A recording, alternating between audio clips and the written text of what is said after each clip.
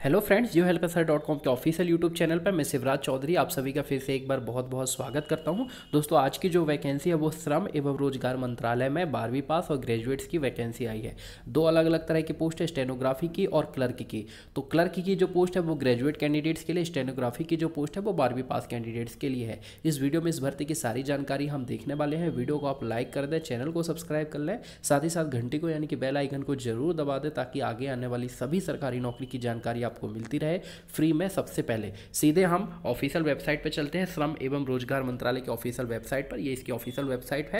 अब जो नोटिफिकेशन सरकार की तरफ से जारी किया गया इस भर्ती को पूरी करने के लिए 5th नंबर का नोटिफिकेशन है। रीजनल ऑफिस गोवा के अंतर्गत ये वैकेंसी आई है, recruitment of upper divisional clerk and stenography. इस पर क्लिक करके इस नोटिफिकेशन को हम डाउनलोड कर लेते हैं। तो ये वो नोटिफिकेशन है जो कि गवर्नमेंट की तरफ से जारी किया गया है, श्रम एवं रोजगार मंत्रालय भारत की तरफ से। यहाँ पर जो वैकेंसी आई है अपर डिवीजन क्लर्क और स्टेनोग्राफी की अलग अलग पोस्ट है। रेगुलर बेसिस पर ये पोस्ट जो है वो आपकी रहेगी।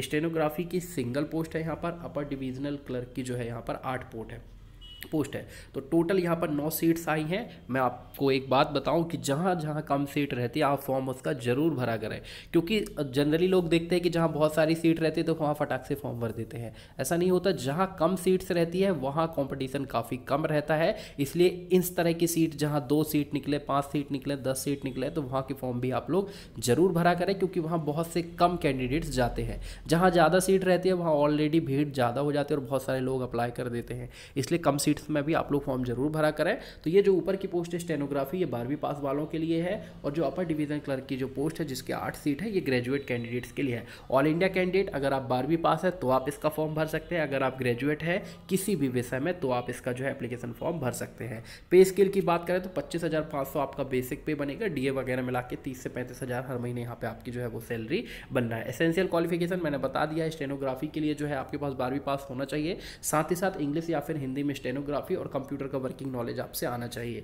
ग्रेजुएट कैंडिडेट्स की जो पोस्ट है अपर डिवीजन क्लर्क की, उसके लिए आपके पास किसी भी एक विषय में ग्रेजुएट डिग्री होना चाहिए और कंप्यूटर का वर्किंग नॉलेज जो है आपके पास होना चाहिए। सिर्फ आगे हम चलते हैं, एज की बात कर लेते हैं। तो कम से कम आपकी एज 18 वर्ष होना चाहिए। मैक्सिमम एज लिमिट यहाँ पर 27 वर्ष है एज ऑन 15 अप्रैल 2019। 15 अप्रैल 2019 तक आपकी एज 18 वर्ष से कम नहीं होना चाहिए, 27 वर्ष से ज़्यादा नहीं होना चाहिए। SC/ST को 5 साल की छूट है, OBC को 3 साल की। फिजिकली हैंडीकैप्ड अगर जनरल का है तो 10 साल, OBC का है तो 13 साल, SC/ST का है तो 15 साल। फिजिकली हैंडीकैप्ड कैंडिडेट भी इसका एप्लीकेशन फॉर्म जो है वो भर सकते हैं। ऑल इंडिया कैंडिडेट, ये सेंट्रल के अंतर्गत नौकरी रहेगी, केंद्र सरकार के अंतर्गत।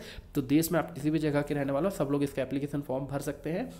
रिजर्वेशन सभी स्टेट के लोगों को यहाँ पर दिया जाएगा। इसका फॉर्म आपको ऑनलाइन भरना पड़ेगा। फॉर्म भरने इसके जो है वो स्टार्ट हो गए हैं। यहाँ पर कुछ फोटो का दिया गया है कि आपकी फ़ोटो जो है 4.5 और 3.5 इस साइज की होना चाहिए। सिग्नेचर आपको ब्लैक पेन से जो है वो करने हैं।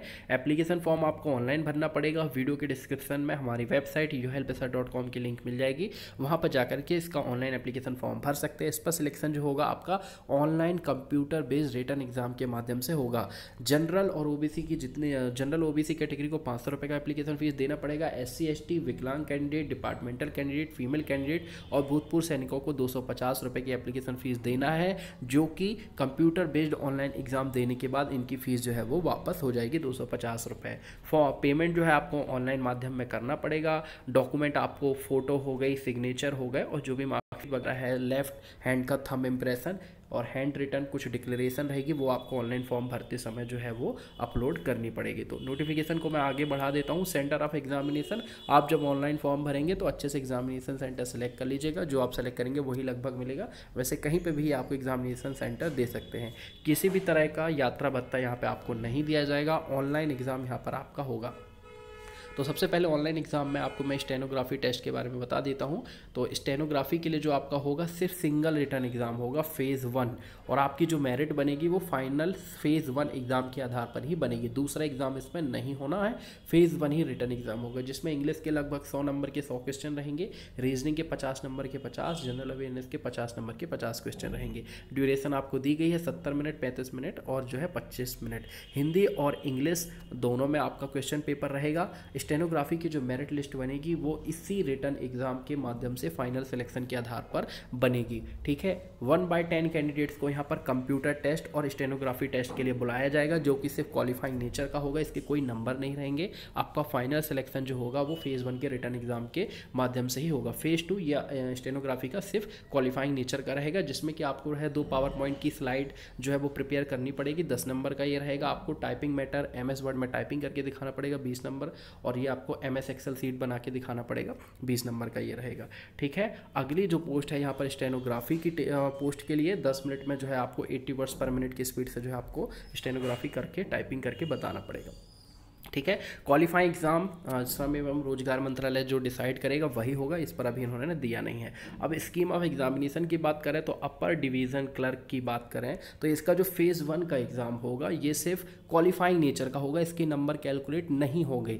ध्यान रखिएगा, स्टेनोग्राफी की पोस्ट के लिए जो फेज़ 1 का एग्ज़ाम होगा उसके नंबर फाइनल मेरिट में काउंट किए जाएंगे, लेकिन फेज़ 1 का एग्ज़ाम जो अपर डिवीज़न क्लर्क की पोस्ट के लिए होगा ये सिर्फ क्वालिफाइंग नेचर का होगा, इसके नंबर मेरिट में काउंट नहीं होंगे। तो आप देख सकते हैं इसका ऑनलाइन एग्जाम होगा, जिसमें जनरल इंटेलिजेंस एंड रीजनिंग के 25 क्वेश्चन रहेंगे, 50 नंबर के। General awareness, general aptitude, English के क्वेश्चन रहेंगे। 200 नंबर का आपका पेपर रहेगा।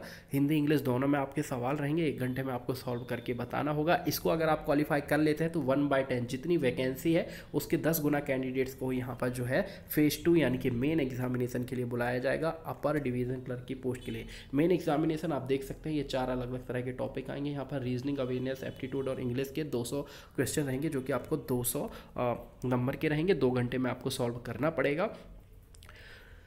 Marks obtained in phase 2 will consider for final selection. Final selection आपका जो होगा फेज़ 2 में आपके जितने नंबर आएंगे उसके आधार पर ही होगा। फेज़ 1 से इसमें कोई लेना देना नहीं रहेगा, वो सिर्फ आपको क्वालिफाई करना होगा। फेज़ 2 अगर आप क्वालिफाई कर लेते हैं तो 1/5 के रेशियो में जो है आपको कंप्यूटर टेस्ट के लिए यहाँ पर जो है वो बुलाया जाएगा, जिसमें कि वही आपको पावर पॉइंट की स्लाइड बना के बताना पड़ेगा, MS वर्ड में टाइपिंग और MS एक्सेल में जो आपको सीट बना के बताना पड़ेगा।